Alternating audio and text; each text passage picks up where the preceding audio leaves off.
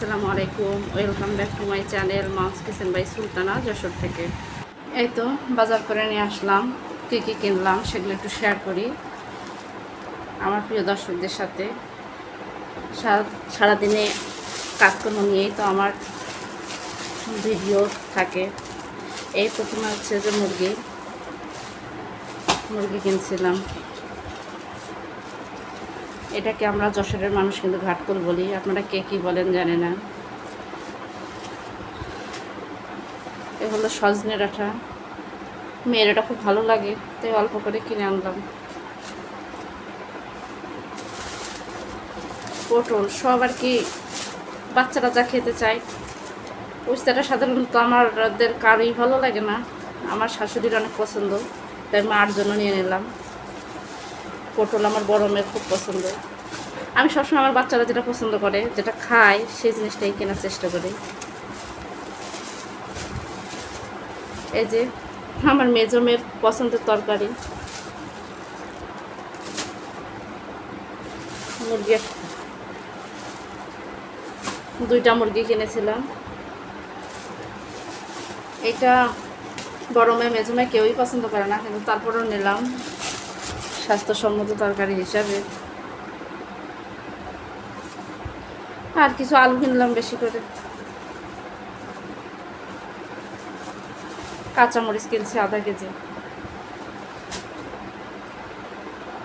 ঈদের আগে আর কাঁচা তরকারির আমার দরকার হবে না, এটাতেই আমার হয়ে যাবে। বড় মেয়ের ফেভারেট কচুরমুখী, যত দামই থাক না কেন ওর জন্য আমাকে কচুরমুখীটা কিনতে হয়, ও অনেক পছন্দ করে। তরকারিতে মাছও লাগে না, ও যে তরকারিগুলো পছন্দ করে সেগুলোর মধ্যে কোনো মাছ কিছু লাগে না, ও খেয়ে নেবে এমনিতেই রান্না করে দিলে। 100 টাকা কেজি কচুরমুখী, আধা কেজি নিলাম। আলু কিনলাম বেশি করে, আলুটা আমার অনেক লাগে। এবার কী করলাম, ছোটো সাইজের আলু কিনলাম, বড় সাইজের আলুগুলো কেমন যেন একটু পচা পচা থাকে। তারপরে 1 কেজি নিয়েছি, আর কিছু আছে তো ভাবছি যে এগুলো আলুর চিপস দেব। আপনাদের সাথে অবশ্যই আলুর চিপস রেসিপি শেয়ার করব A to Z, দেখে নেবেন সবাই। যারা যারা আমার ভিডিওটি দেখছেন একটি লাইক দিবেন, লাইক দিতে ভুলবেন না। চ্যানেলে যারা নতুন দর্শক তারা অবশ্যই আমার চ্যানেলটা সাবস্ক্রাইব করে দেবেন, পাশে থাকা বেল বাটনটি অন করে দেবেন। যে কোনো নতুন ভিডিও আপলোড হওয়া মাত্র নোটিফিকেশন চলে যাবে, আপনারা আপনাদের সময় মতো দেখে নেবেন। ভিডিওটি যদি ভালো লাগে বন্ধুদের কাছে শেয়ার করে দিয়ে পাশে থাকবেন। অবশ্যই একটা ঘটনামূলক কমেন্ট করতে ভুলবেন না।